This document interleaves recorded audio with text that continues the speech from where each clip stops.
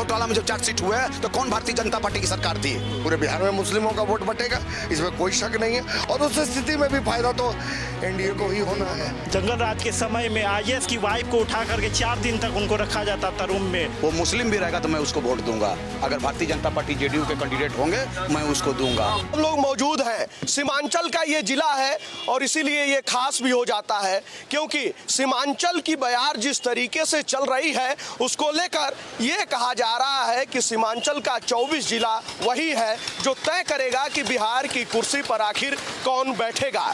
लेकिन कटिहार वो विधानसभा क्षेत्र है जिसको लेकर महागठबंधन रणनीति बना रहा है कि कैसे ये सीट अपने पाले में लाई जाए, जहां 2 दशकों से भाजपा का कब्जा है। वहीं पर हमारी मौजूदगी है, इंडिया न्यूज इन खबर की टीम पहुंच चुकी है। जरा लोगों से ही समझते हैं कि राजनीतिक गुड़ागड़ित कैसा चल रहा है, क्षेत्र का माहौल कैसा है। जो 20 सालों से यहाँ पर भाजपा के विधायक हैं, पूर्व उप मुख्यमंत्री भी रहे हैं, क्षेत्र में कितना विकास हुआ? क्या भाई साहब, कितना विधानसभा आपका बदला? बहुत बदल गया, पूरी तरह बदल गया। 2005 से पहले यहाँ सड़कें नहीं थी, आप देख सकते हैं। अभी जो सड़क है ये सब कुछ नहीं था, गड्ढों में तब्दील था ये सब। सड़क में गड्ढा नहीं था, गड्ढों के बीच कहीं कहीं सड़क थी 2005 से पहले। अब पूरे राष्ट्रीय स्तर पे ये बात लोग जानते हैं, ये कोई मैं नहीं कह रहा हूँ, पूरा देश इस बात को जानता है कि बिहार में ना सड़क थी, ना बिजली थी, ना कोई व्यवस्था थी, और जंगल राज था 2005 से। और उसके बाद से लेके पिछले 20 सालों में बिहार में आमूलचूल परिवर्तन हुआ है। बिहार बिल्कुल बदल गया है। अब जो लोग आते हैं, जो ट्रक ड्राइवर्स आते थे आसाम से, उनको 2 दिन 3 दिन लगता था बिहार पार करने में। आज 6 घंटे में बिहार में इस कोने से उस कोने चले जाते हैं लोग। और हमारे मुख्यमंत्री का ये विजन भी है, बिहार के किसी भी कोने से 6 घंटे के अंदर, 4 घंटे के अंदर आप पटना पहुंच सके। और इस विजन पे काम किया उन्होंने। सड़कों का जाल बिछ गया है। आप गाँव चले जाइए, ये तो शहर है, आप गाँव में जाके देखिए, जगह जगह कोई ऐसा गाँव नहीं बचा जो जिसकी कनेक्टिविटी शहर से ना हो, किसी बाजार से ना हो, ऐसा कुछ भी नहीं। बिहार बहुत बदल गया है और आप भी घूम रहे होंगे, आप देख रहे हो। सड़कों का जाल बिछ गया आपके हिसाब से? भाई साहब कह रहे हैं सड़कों का जाल बिछ गया, विधानसभा जो है अलग अलग जिलों से जुड़ चुका है। बिल्कुल सही बात है। अभी तो और एक्सप्रेस वे भी बन रहा है नया, जो पटना से पूर्णिया अभी चालू होने वाला है। 4 घंटा में आप पूर्णिया से पटना चले जाइएगा। देखिए, समय का दौर है, हर समय अलग अलग चीज़ का दौड़ी होता है। एक समय था जब सामाजिक रूप से जो है लोगों का उत्थान होना जरूरी था, तभी लालू जी का कार्यकाल था। बहुत सारे वंचित लोग थे जो उस तबके के नहीं थे, आज उस तबके के साथ उठते बैठते हैं, साथ में रहते हैं, साथ में खाना पीना खाते हैं, कोई परहेज नहीं है। आज समय बदल गया है, आज आर्थिक युग आ गया है, लोगों को आगे बढ़ने का दौर चल रहा है। तो उस प्रकार से जो भी सरकार है, हर समय अच्छे हैं, कोई बुरा सरकार नहीं है। लेकिन सब समय के मांग पे यही पब्लिक उसको भी चुनती थी, आरजेडी को भी यही पब्लिक चुनती थी, यही पब्लिक एनडीए को भी चुनी है, यही पब्लिक आगे पीके को भी चुनेगी। देखिए, पीके को भी? बिल्कुल बिल्कुल। देखिए, तीसरा फैक्टर जो इन्होंने प्रशांत किशोर का नाम लिया है, जनसुराज के रूप में बिहार में उभर रहा है। और क्या लग रहा है कि कुछ कमाल करेंगे? बिल्कुल कमाल करेंगे। बहुत अच्छा आइडियोलॉजी के साथ वो उतरे हैं मैदान में, और जो भी है उनका आप देखते हैं। अभी तो सत्ता में आए नहीं है, जब तक हम उसको आजमाएंगे नहीं तब तक परखेंगे कैसे कि क्या है। जब आजमा लेंगे एक बार तो पता चल जाएगा अच्छा है कि बुरा है। लेकिन वादे और दावे तो तमाम कर रहे हैं। बिल्कुल कर रहे हैं। अब तो वो तो जब सत्ता में आएंगे उसके बाद ना उसका पता चलेगा कि सही बैठा कि गलत बैठा आदमी, समझे। वो तो जब तक आदमी सत्ता पे नहीं है तब तक तो सब सुहाना लगता है। ठीक है, अच्छा बोल रहे हैं, अच्छा आइडियोलॉजी है, ठीक लग रहा है, हो सकता है कि अच्छा ही हो, कौन जानता है, ये तो कोई नहीं जानता। प्रशांत किशोर का भी कुछ माहौल है क्या? देखिए, प्रशांत किशोर के बारे में अभी कुछ कहना हमको लगता है जाती होगी। वो बड़ी अच्छी अच्छी बातें कर रहे हैं और लेकिन अब है कि केजरीवाल भी बहुत अच्छी बात करके आए थे शासन में। और क्या हुआ केजरीवाल के साथ और क्या किया केजरीवाल ने दिल्ली के साथ। और सबसे बड़ी बात, केजरीवाल ने जो देश का विश्वास तोड़ दिया। अब कोई आंदोलन नहीं होगा 30 40 साल 50 साल तक। केजरीवाल ने देश का विश्वास तोड़ दिया और पीके अभी अच्छी अच्छी बातें कर रहे हैं। अगर कभी उनको मौका मिलता है, इस बार तो हमको कम लगता है, ऐसा चांस नहीं है, क्योंकि एनडीए की सरकार बनने वाली है और एनडीए के पक्ष में लहर है।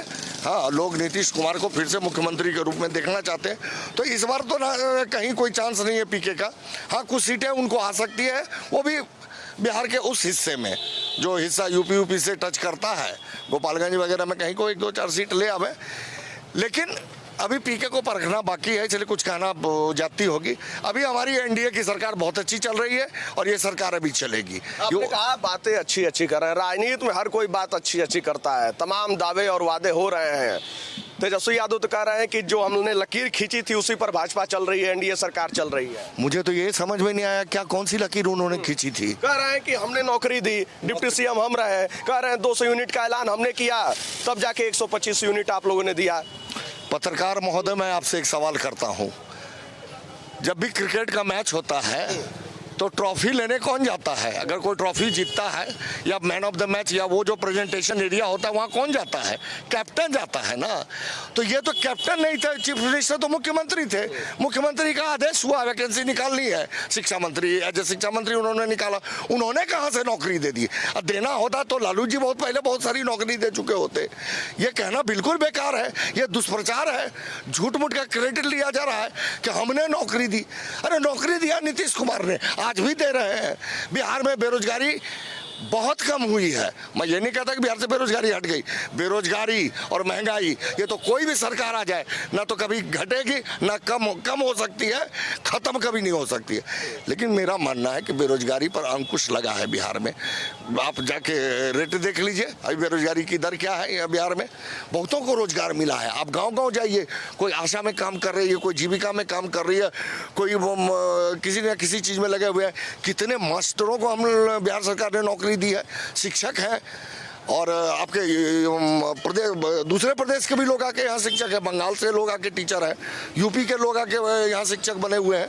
इसलिए मेरा जो कहना है बड़ा साफ और स्पष्ट, नीतीश कुमार ने बहुत काम किया है और बहुत सारी योजनाएं चल रही है। आपको भी पता होगा पत्रकार महोदय, मुझसे ज़्यादा पता होगा आपको। बहुत सारी योजनाएं चल रही है और उसका लाभ समाज के अंतिम व्यक्ति को, समाज का जो सबसे पिछड़ा हुआ तबका है वहाँ तक पहुँच रहा है। अभी 75 लाख महिलाओं को 10-10 हज़ार रुपया दिया गया है और कितनी सारी योजनाएं महिलाओं को सशक्त बनाने के लिए। आज देखिए हमारे बिहार में 35% आरक्षण है महिलाओं के लिए किसी भी नौकरी में, बीपीएससी से लेकर के चपरासी तक की नौकरी में। आप जाइए थानों में चले जाइए, महिला इंस्पेक्टर, महिला दरोगा, महिला सिपाही भरे हुए हैं। महिलाओं के सशक्तिकरण का जो काम नीतीश कुमार ने किया है, मुझे नहीं लगता हिंदुस्तान में आज़ादी के बाद से किसी सरकार ने किया हो। भाई साहब का कहना है कि महिलाओं के उत्थान के लिए जो बिहार सरकार यानी कि एनडीए की सरकार ने काम किया वो किसी ने नहीं किया। बिल्कुल सही बता रहे हैं। एनडीए गवर्नमेंट के राज में जिस तरह से महिला सशक्तिकरण का काम हुआ है पहले कभी नहीं हुआ था। हम कटिहार के छोटे से शहर में बिलोंग करते हैं ना, तो इस शहर में 2005 से पहले सूर्यास्त के बाद महिलाएं निकलती नहीं थी और निकलने का सोच भी नहीं सकती थी अकेले। बगल में कटिहार 30 किलोमीटर है, अगर आप निकल गए तो वहाँ वापस आ पाएंगे कि नहीं आ पाएंगे इसकी गारंटी नहीं थी। लेकिन आज आप देखें, टीचर हो, प्राइवेट जॉब हो, हर जगह महिलाएं आ रही है और निर्भीक होके अकेले बिना पुरुष के सहायता से अकेले खुद से स्कूटी से निकल रही है, जॉब कर रही है और जॉब करके वापस आ रही है। तो ये एनडीए सरकार की देन है। सिर्फ नौकरी के साथ साथ सुरक्षा देने का भी काम किया है। तो वोट केवल काम को, प्रगति और सम्मान को, उन्होंने काम किया है, सम्मान दिया है, नौकरी दी है, तो जाहिर सी बात है जनता उनको चुनेगी ही, ऐसा मेरा मानना है।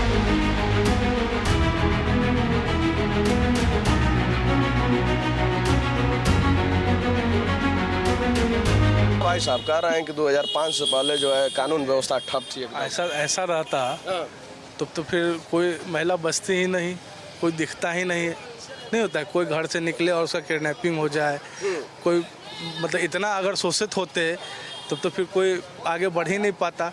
आखिर मात्र 15 ही साल ना हुआ है, सब तो बड़े हैं, सब पढ़े लिखे हैं, उसी रीजन में पढ़े हैं, ठीक है। तो ऐसा बिल्कुल नहीं है, ये अपना सोच है बोलने का।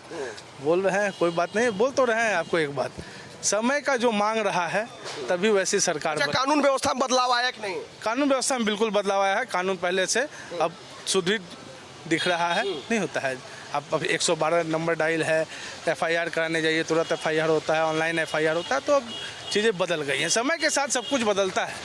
पहले हम बेस फ़ोन यूज करते थे, आज हम मोबाइल फ़ोन यूज करते हैं। तो चीज़ें बदल रही है, 4G 3G 2G से 5G आ गया। तो समय के साथ परिवर्तन होगा, इसको मानना होगा। जैसे शरीर में परिवर्तन होता है वैसे उत्थान में भी परिवर्तन। 2005 से पहले कहा जाता है छिनैती, डकैती, लूट, हत्या, जंगल राज, तो क्या ये सब था? देखिए हमको तो याद ही नहीं है, समझे कि ये सब था कि नहीं था, कुछ नहीं याद है, अब धुंधला हो गया है। अब जो पुराने लोग अनुभवी लोग देखे हैं वही लोग ने इनका चर्चा करेंगे। हम लोग देखे हैं जंगल राज था, और कटिहार में जंगल राज का नमूना हम लोग देखे हैं, कैसे जो है जंगल राज का उदाहरण यहाँ मिलता था हम लोग को। शाम में हम लोग डर से मिर्चाबाड़ी से गाड़ी लेकर नहीं जाते थे। ये सिरसा है ना, सिरसा भसना अगर पूर्णिया चले गए तो मजाल से घर से फोन आता था कि रात में मत आना, पूर्णिया रुक जाओ। ये जंगल राज का उदाहरण है हम लोग के समय का। और रही बात ये जो अभी बात हो रही थी आपके द्वारा कि नारी सशक्तिकरण का, तो नीतीश के पहले एक भी सरकार ने नारी को उतना सशक्तिकरण नहीं किया था। आज नीतीश के जमाने में बच्चियों को छात्रवृत्ति मिलती है, साइकिल योजना मिलती है, पढ़ने के उपरांत ग्रेजुएशन के बाद जो है 50,000 रुपया उत्साह के लिए मिलता है ताकि बच्चियां आगे बढ़े। है कैसे नहीं, हर क्षेत्र विकास हुआ है नीतीश का। और यहाँ जो 2 दशक से बात कर रहे हैं, यहाँ कटिहार में जितना विकास इन्होंने किया है तारकेश्वर भगत ने, किसी ने नहीं किया है। अगर कोई बोलता है तो 2 दशक पहले का देखिए कटिहार कैसा था और आज कटिहार देखिए। इस बार भी माननीय जीतेंगे और हम लोग बहुमत से जिताएंगे उनको, ये हम लोग अभी बोल रहे हैं आपके सामने। क्या भाई साहब जीत रहे हैं? भारी मतों से जीत रहे हैं। जीत रहे इसलिए हैं कि राज्य सरकार ने इतना काम किया है, इन्होंने इतना काम किया। वर्तमान विधायक ने पिछले 20 वर्षों से वो जीत रहे हैं और लगातार जीतते आ रहे हैं। हर बार जीत का रेशियो बढ़ता जा रहा है। उन्होंने इतना विकास किया है कटिहार में, अगर आप आए होइएगा तो एक योजना चल रही है strong water drainage system, Bihar में कम जगह चल रही है। 220 करोड़ की योजना है। कटिहार में इंजीनियरिंग कॉलेज नहीं था, पॉलिटेक्निक कॉलेज नहीं था, बहुत ऐसी योजनाएं हैं जो माननीय विधायक तारकिशोर प्रसाद ने लाया। जहां तक आपने महिलाओं की बात की, महिलाओं को 50% आरक्षण, 35% आरक्षण ये राज्य सरकार ने दिया है। आज पंचायती राज व्यवस्था में महिला मुखिया है, महिला सरपंच है, सारी विभाग में महिलाओं की भागीदारी है। आप पुलिस में जाइए, टीचर में जाइए, जिस भी विभाग में जाइए, हॉस्पिटल में जाइए, महिलाओं की भागीदारी ज़्यादा है क्योंकि 35% से 50% तक आरक्षण उनको दिया गया है। और महिलाओं की बात करते हैं, आप जिला में जाइए, ट्रांसपोर्ट में जाइए, महिलाओं में पुरुष से ज्यादा डीटीओ ऑफिस में वो अपने ड्राइविंग लाइसेंस बनवा रहे हैं। खुलेआम स्कूटी से फराटे चलाते हुए जा रही हैं। टीचर के रूप में जा रही हैं, डॉक्टर के रूप में जाइए, इंजीनियर के रूप में जाइए, नर्स के रूप में जा रही हैं, जीविका दीदी के रूप में जा रहे हैं। इतना काम हुआ है, लोग निर्भीक तरीके से जा रहे हैं। और महिला तो इतनी गदगद है कि हर बार नीतीश कुमार का महिला इतना वोट देती है। शराबबंदी कानून से सबसे ज्यादा अगर कोई खुश है, महिला खुश है। शराबबंदी कानून ये है, देखिए कोई भी कानून बनता है उसका एक ये होता है। आप मान लीजिए पुलिस, ऐसा थोड़े है कि पुलिस होने के बाद डकैती चोरी नहीं होता है, लेकिन उसमें आप देखिए आज कोई भी चौक चौराहे पर किसी की हिम्मत नहीं है शराब पी के कोई दादागिरी कर सकता है, किसी के साथ छेड़खानी कर सकता है। ये सर मिल रहा है कि नहीं बताइए? मिल रहा होगा, हम इससे इनकार नहीं करते हैं। चोरी छिपे हर जगह हर काम होता है, लेकिन मैं आपको दावा करना, आपको कहना चाहता हूँ, खुलेआम अगर आपको पीना होगा आप पी के दिखाइए कि हाँ ला कर सकते हैं, कोई देने वाला नहीं है। चुरा के बहुत काम होता है, नजर के सामने कोई नहीं कर सकता है। आज क्या हो रहा है, एक्सीडेंट कम हो रहा है, लोगों के साथ छिनतई कम हो रहा है, लड़कियों के साथ छेड़खानी कम का, ये बहुत बड़ा कारण शराबबंदी कानून है। और चौक चौराहे पर शराबी बैठ के यहाँ पिया करते थे, लोगों के हाथ पकड़ लेते, महिला जाती तो उसका हाथ पकड़ ले, वो अपने होश में नहीं रहते। आज ये हैसियत नहीं है, ये हिम्मत नहीं है। शराबबंदी जो लागू हुई है वो खत्म होनी चाहिए, संशोधन होनी चाहिए, खत्म नहीं होनी चाहिए, इसकी तरीका बदलनी चाहिए। प्रशांत किशोर वो तो दावा कर रहे हैं कि जैसे ही सरकार बनेगी हम जो है, सबका अपना विजन होता है, सब अपने दृष्टि से देखते हैं। वो किस दृष्टि से देख रहे हैं हम नहीं समझ पा रहे हैं। हो सकता है कि उसमें उन्होंने ऐसा कहा हो कि उसका तरीका हम बदल देंगे। शराबबंदी बंद है तो आज आप यहाँ आराम से हमारा वाइट ले रहे हैं, नहीं तो कोई पिया करा के आपको ठेल देता, आपको गाली दे देता। ये बात तो पहले थी, अब नहीं है।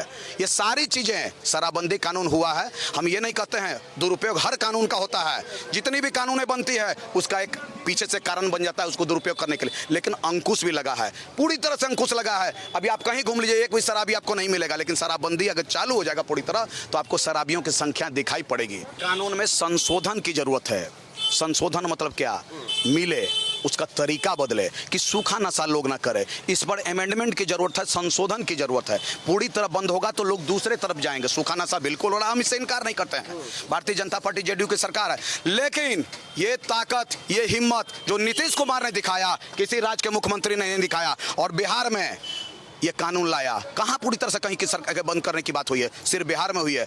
बालिका साइकिल योजना यहाँ का देख के दूसरे राज्य के लोग, दूसरे स्टेट के मुख्यमंत्री उसको अमल में लाने का प्रयास किए, बालिका साइकिल। और आप यहाँ बिहार की कोई महिला बिहार पब्लिक सर्विस कमीशन का पीटी पास करती है, इसको प्रोत्साहन राशि के रूप में आप मेंस पास करें तो उसको 50,000, वो पास कर गए तो इंटरव्यू के लिए आपको 50,000। ये किसी राज्य में नहीं है, ये सब नीतीश कुमार ने किया है। नीतीश कुमार ने जो दिया है, कोई अगर ग्रेजुएट लड़की होती है उसको 50,000 रुपया दिया प्रोत्साहन राशि करो, तुम आगे पढ़ो, तुम गरीब हो, तुमको पढ़ाई के लिए नहीं रुकेगा, आपको इतनी प्रोत्साहन राशि मिल रही है कि उससे आप आराम से पढ़ लेंगे। ये सारी योजनाएं बिहार में चालू है, ये आरजेडी में कभी नहीं था, पूर्व में कभी नहीं था।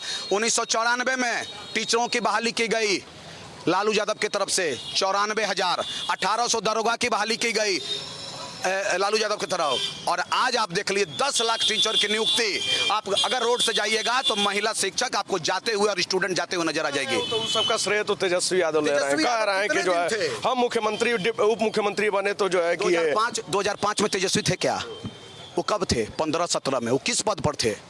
अरे वो स्वास्थ्य मंत्री थे, उनके भाई उनके भाई वन एवं पर्यावरण मंत्री थे, जिन्होंने संजय गांधी जैविक उद्यान में, वहां तक कि उस मंत्री कल रहते हुए वहां की मिट्टी चोरी बेचने का आरोप हो, जो मीडिया आप ही लोगों के मीडिया लोगों ने दिखाया, 90 लाख का मिट्टी उन्होंने बेच दिया। 2 दिन के लिए मंत्री बने, 90 लाख का मिट्टी बेच दिया। ये आरोप किसी भी, जितने भी ये है सरकार है, लालू यादव को जो सजा हुई है किसके राज्य में हुआ? लालू यादव को सजा चारा घोटाला कर कोई भारतीय जनता पार्टी के राज्य में नहीं हुआ। देश में देवी गौड़ा, इंद्र कुमार गुजराल, इस टाइप के लोग मुख्यमंत्री तो उस काल में हुआ। ये नहीं लोग कहते हैं कि बीजेपी ने फंसाया, बीजेपी ने फंसाया, आपकी सरकार ने। जब परेशान हो गया लोग तो लालू यादव पर केस हुआ। आज स्थिति क्या है? कांग्रेस के लोग चार्जशीटेड हैं, भारतीय जनता पार्टी का एक आदमी का नाम बताइए जो चार्जशीटेड होने के बाद, अडवाणी जी पर एक आरोप लगा, एक आरोप के बाद उन्होंने इमीडिएट इस्तीफा दे दिया। लेकिन आज किसी भी पार्टी का तेजस्वी पर आरोप लग रहा है, कहां वो इस्तीफा दिए?